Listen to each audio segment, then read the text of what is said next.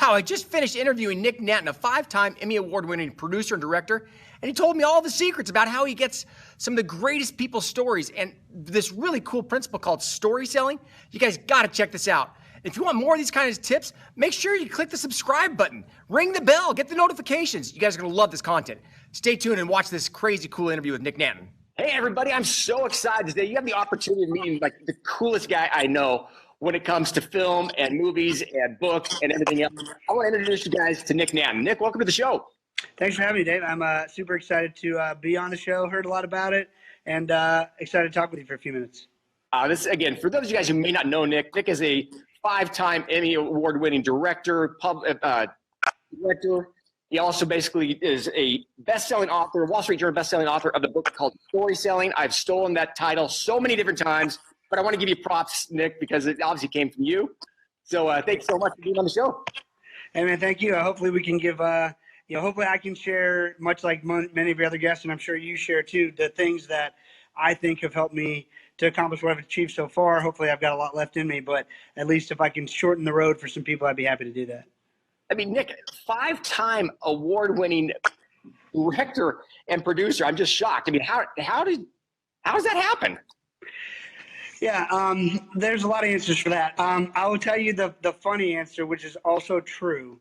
I knew I've been a songwriter for a long time, and I knew that winning a Grammy just wasn't getting it closer fast enough. So I Googled how to win an Emmy, and I followed the instructions. That is the truth. No way. A lot of things had to happen for that to work. But first of all, I at least did my research to figure out how viable is this, right? But the real truth is that, that is the truth. But so to go deeper, I decided I wanted to make a short film in about 2010 about a little boy with Down syndrome who played t-ball in Floyd's Knobs, Indiana. I met his dad in the airport between speaking gigs or whatever it was, and it was a great story. But I knew it wasn't going to go very far being published in the local paper. I thought it was a great story. I thought it had the word viral was just starting to get really overused then. It still is. I was like, maybe I can help this story. It's just cool. So I decided I was going to make a short film about this story. And I did what I still do now in a way. I was actually at my mastermind. We held a mastermind for several years before the Grammy Awards, and I would take some clients. And I had a lot of big name people in there that you would know. I had a lot of people in there you wouldn't know, but all great business people, great marketers, just good people. And they were going to be the Grammys, and we did a mastermind together. And I said, hey, I'm just going to spend my time sharing the story with you, and then I'll tell you afterwards what I want to do. So I shared it with them. I read it. Everyone's crying like babies. It's a happy story, but one of those you just can't help but tear up. So I said, look, here's the deal. I want to go make a short film. I never done this before, but I've never, you guys all trust me. If you'll give me a little bit of money, you can be a producer. If you give me a little more money, you can be an executive producer.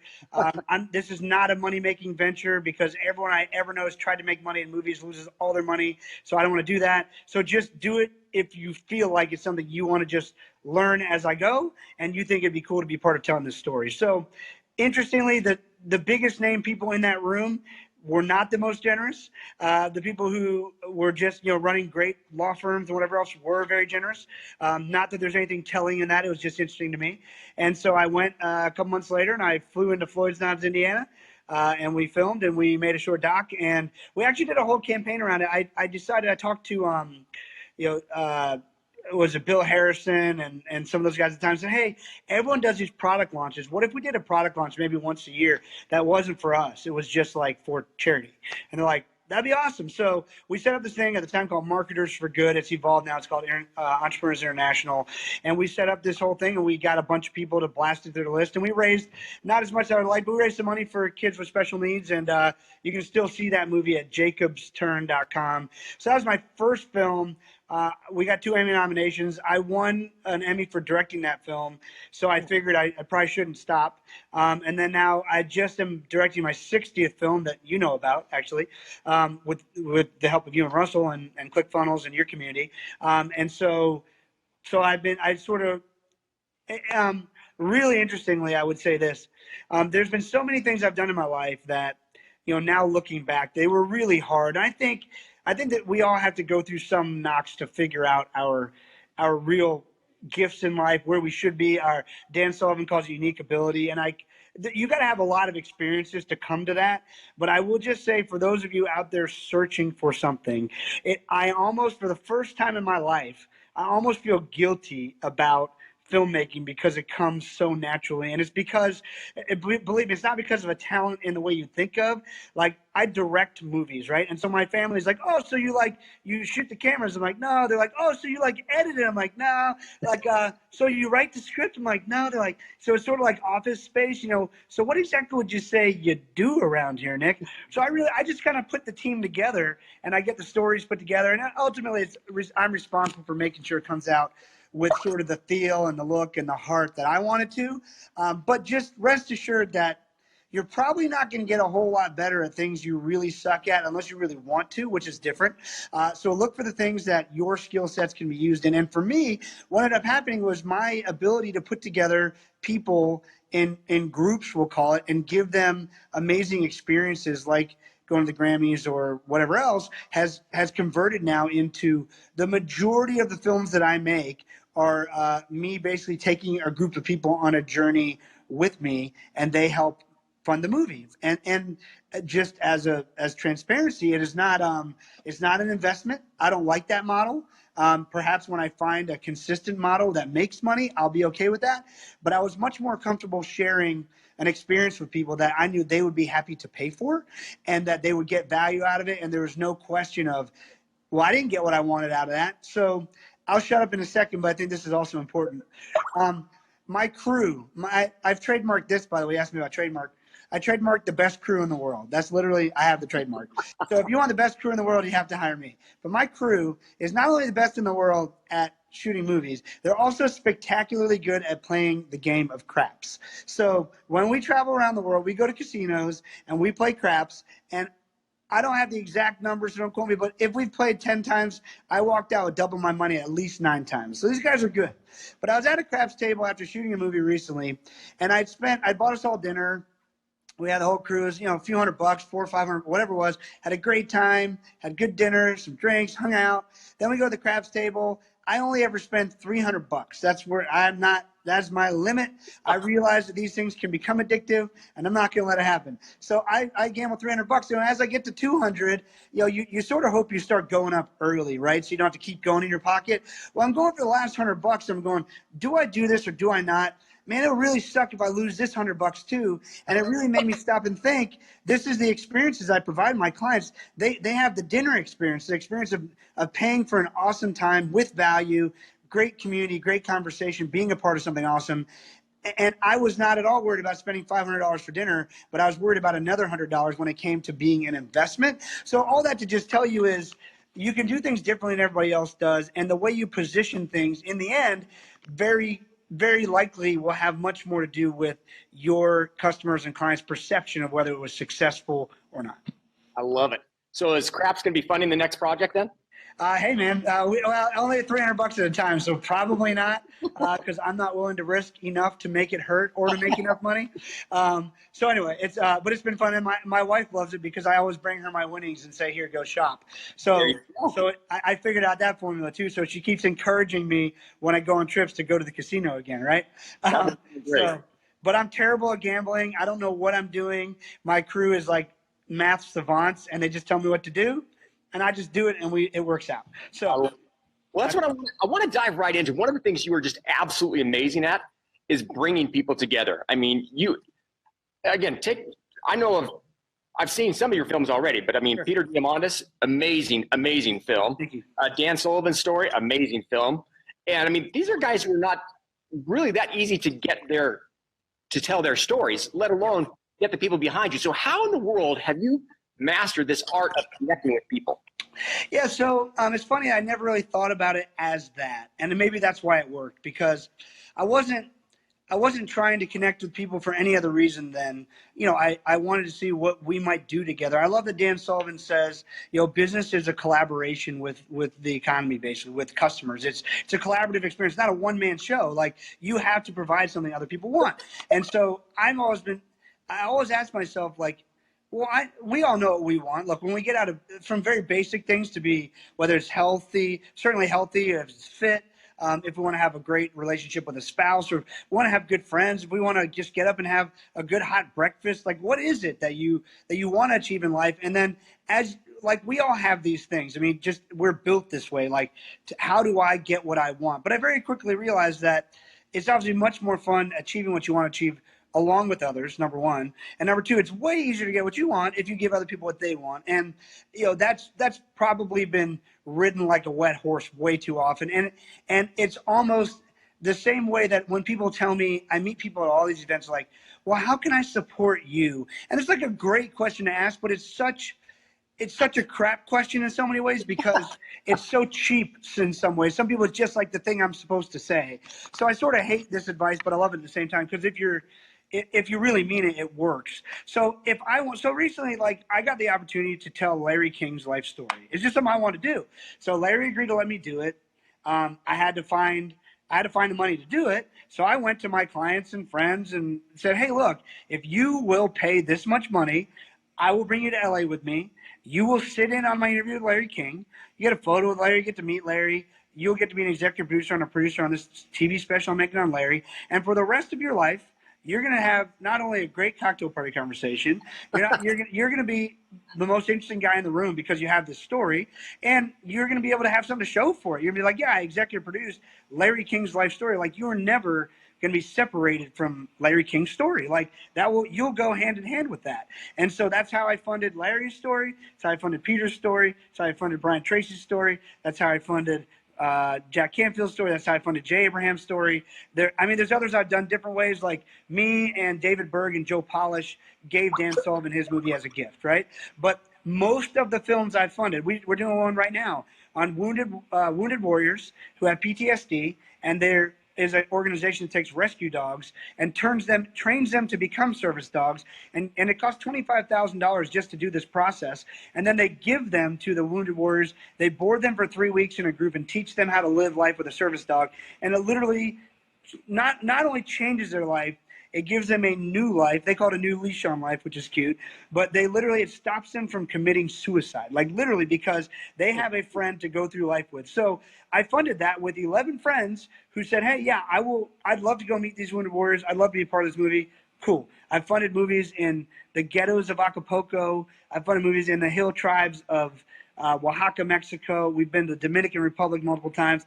And so honestly, it's just, in a selfish way, it's me finding stories that I'm fascinated with and I know that I will learn from. And then who can I drag along with me? And what do I need to do? What sort of value can I give them in order to get them to follow Crazy Nick on adventures? That's like a big piece of my model. You know, I love that, though. I think that's, if people can understand the importance of experiences and bringing people along. I know right now, so for us, by the time this actually airs live, it'll already be released. But we've hired you to basically go out and film Operation Underground Railroad with Tim Ballard and his story. And man, I get chills even just on the text and the things I was getting back from you while you were in Haiti. And Tim was here in our office and we were talking about this. And I'm like, there's no one better than you to be able to capture that kind of a story. And for me, I totally feel like God's hand has been involved in the filming and everything as far as how this has come together. But I think it's just fascinating that, again, when Russell was talking about, gosh, who do we do and all this kind of stuff, and your name came up as like, yeah, of course, there's no one else besides Nick to film this because of the way you're able to convey stories so well. And I want to kind of talk to you a little bit about this whole story selling aspect. Yeah. What actually is story selling, and how do you use it in your story selling experience is all day long. Yeah. But how do people use story selling? Yeah, and there's a lot. First, I want to start and just acknowledge you guys I'm honored to do the OUR story. It's like it's a once in a lifetime story, and hopefully we can end trafficking or be a big piece of that by Tim's story. I mean, you want to talk about real heroes, dude? I mean, this guy going into the ghettos of the world and saving children. And when I say the ghettos, like when we were in Haiti, so Haiti is a sketchy country, and I don't mean that against their people. It's just very corrupt. There's a lot of things working against it. It's a very sad thing, but it is and we were in the sketchiest neighborhood in the weird part of Haiti in a country that's already, and I was scared out of my mind, and I was there for 2 days. And Tim does this like on a weekly basis. It's like mind-blowing. So anyway, I'm super honored to do it. But I think, so where I think people get lost in story, this is interesting. When I don't know if I articulate this way, when I do Larry King's story or Peter's story, or I'm probably going to get hired to do a really high-profile story coming up here that is a very controversial figure. He's not trapped in all this, all the sexual stuff and all that right now, thankfully. But he's very controversial in the political realm.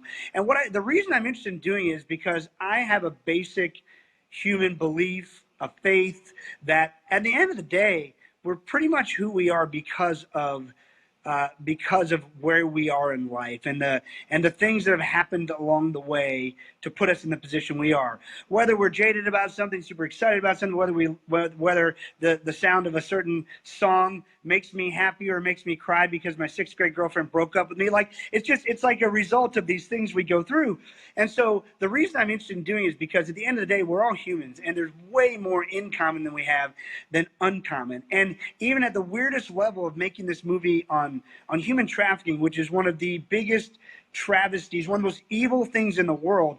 I mean, I went through in my mind, and this is going to sound really twisted, but I hope you can understand it. I went through what would it take to traffic somebody? Like, why would someone even do that? Is it?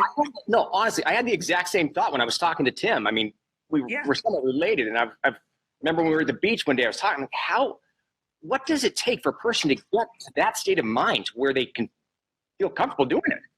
Yeah, and I don't know if they ever feel comfortable, but they do it because in so many ways, systemically, it just sort of seems, I mean, societally, or like wherever they are, it's not so taboo you won't do it. And it's systemically, you're looking out for yourself. And like there are traffickers who traffic other children to feed their own children. Now, that's really messed up and strange. But at the end of the day, I hope that through things like what Tim is doing and some rehabilitation of not only the children, but on someday maybe we can get to rehabilitating the traffickers and people who end up in prison systems and stuff, because that's a long road to hoe. But at the end of the day, we are all humans, and we have more in common than we have uncommon. And I love the fact that when I interviewed Peter, we talked about space and all that, but we got to Peter's basic desire, to change the world and go to space. We get to Larry King's it's really funny. Probably the most successful people I've ever met. All of them gave me this answer somewhere where I asked them, like, why do you do what you do? Why do you think you are where you are? And they all said in one way or the other, I'm insanely curious. Like, I'm really, really, really curious. And it comes out of the weirdest time. I heard it from Peter, heard it from Larry, heard it from like everybody, really. And I think at the end of the day, that's why we all do what we do on some level. But I love telling these stories because I'm trying to show everybody why you can do this too. Why Peter is an insanely crazy dude who launched the first private spaceship. That's insane. Why Richard Branson and Mark Cuban are who they are. But you know what? At the end of the day, the more I dig into this stuff, it's really because they had a really big why. Obviously, because they're really curious, because that just keeps coming up. So I'm going to pay attention to that. So we call a theme. So I'm going to keep paying attention to that.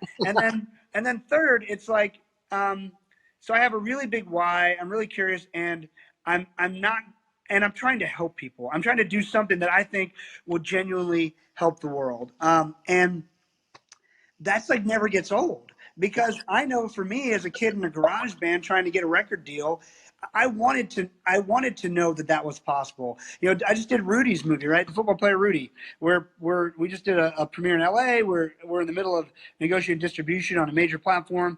But like Rudy's story is like every person is an underdog in some way, shape, or form in their life, and everyone resonates with that story. And I love the fact that even Rudy was a feature film that is with actors and everything. Like, I don't do those. I do documentaries, or thus far, that's what I've really enjoyed doing. I don't know that I want to do features. I'm sort of questioning that. I don't think so, but who knows?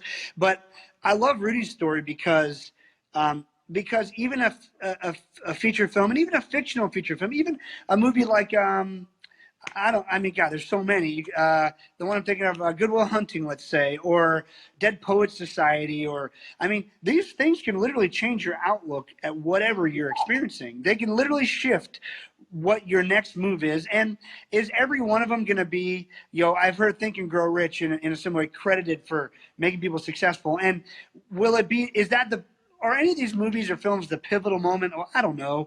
But if I could spend my time that I have limited here on Earth, thanks to Peter, it's getting longer, hopefully. If I could spend my time inspiring people through the experiences that I'm getting to have, and I get to have more of those experiences and share more of that stuff with people, well, I mean, first of all, why not? But obviously, in a way, I've become convicted that's what I'm supposed to be doing. And so I just really try to get to the core of what in this person's life is instructive and can be instructive for someone else who's trying to achieve anything. And, Peter's story is insane, obviously. One of the best things about it, I use all the time in my speeches, I interviewed Richard Branson about it because he ended up buying the technology from the winning team, turned down the sponsorship like 4 times, ends up buying the technology from the winning team. Like, Richard, why didn't you just sponsor? And he goes, well, Peter came for me. He was a really bright guy, came and spoke to me. But unfortunately, listen to this, we're always doing too many things and strapped for cash. And I'm like, what? Wait, what? So Richard Branson, doing too many things, strapped for cash. Okay, I feel that way. And basically, I'm always going to feel that way because Richard Branson feels that way. Okay, that's validating. I'm good with that. And then second of all, he's like, Peter, he launched a $10 million prize, and he did not have $10 million. And the way he literally got the money was with hole-in-one golf tournament insurance. They bet against the fact that they could not build a spaceship in this period of time that would actually go to space. And they did. They had to pay out the insurance policy. But those 2 things alone could change someone's course of action. It could go, well, damn. So Peter read, the book about the spirit of St. Louis and the first, transatlantic flight. And he thought about, wait, it was a prize that got that to happen. How could I use a prize to get to space? Look, it could be one of those things. And if, like, sort of my audacious goal would be, like, how could I make enough films that would have enough nuggets in them that would inspire and help 1 billion people on their path to doing cooler things? Like, sort of too ethereal to really get anyone behind it. But, like, so I'll work on my wording. Don't get me wrong. But that's sort of what I'm doing. And so I've been blessed with guys like you guys and Russell, like, supporting me going to tell another story. And there's so much hope in that story. And it's so great talking to Russell about the Operation Underground Railroad and trafficking story of I want to tell the story of redemption and of hope.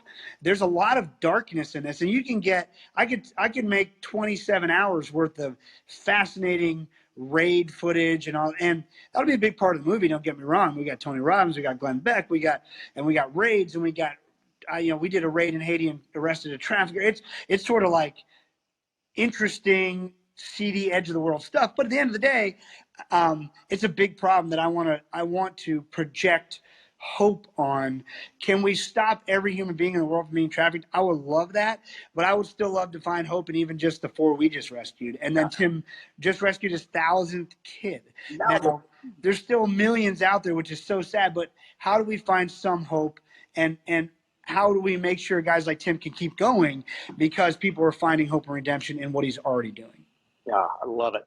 I love what you're doing, Nick. You're just a master at really getting those kind of stories out without taking, again, you and I were talking earlier, it's one of those things where you're like, yeah, I can make this a real terrible, vicious type of victim mentality, right, but it wants to be a movie that our kids can watch, your daughter can watch, right, where you're like, you know what, Dad, oh, I get it. And yeah, I appreciate that skill and the talent that you have in being able to portray it in a way that really conveys that, while at the same time gets the message out that we need to help these people.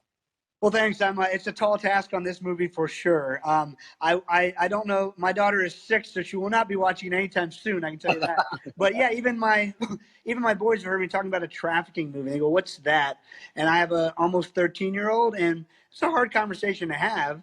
And not only buying and selling people, but the sexual side of it, it's just very complicated.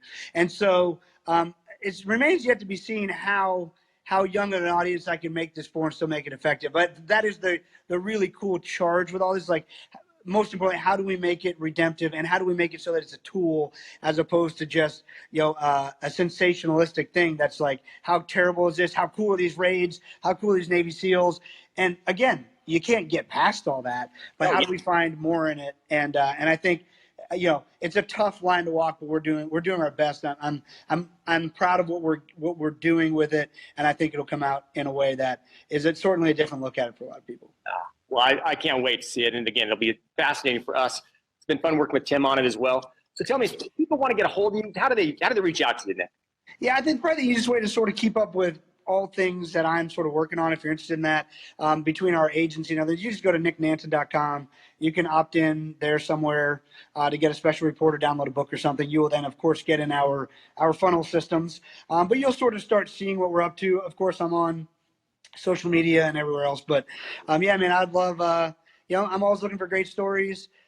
Great stories have to have funding. So thanks to guys like you and Russell that are willing to step up and fund some of these. But we also do a lot of cool things where, we take people sort of around the world and work on different people's different organization stories. I'm always looking for people who want to join in that fight. So, well, Nick, any parting words before we let you go? Man, I would just say, look, whatever you're doing right now, just keep fighting the good fight, but keep looking for the things that are easier than they should be. That's God telling you something. And while every day does have its own struggles, look for those things that are your unique ability, because I truly believe, based on what I've learned, what I've experienced, and I love Dan Sullivan's concept of unique ability. If you really focus on your unique ability, your ability to do what you do and help a lot more people is exponential. So I'm excited by that. That's awesome. Well, Nick, thank you so much. Love having you on the show. And again, we'll talk to you real soon. Thanks, man. Thanks for having me, Dave. So, what'd you guys think? I'm dying to know. If you don't mind, leave me some comments down below. I'd love to know kind of what you thought. Also, let me know if there's anybody out there you'd want me to interview. Tell me. I'll try to go get them, make sure we get you all their tips, their tricks, their secrets. I want to make sure you guys have all the cool funnel hacking secrets that we talk about all the time. Also, make sure you ring that bell, subscribe, get the notifications. You don't want to miss any of this stuff. Go ahead, subscribe. Do it right now. Go down below, subscribe.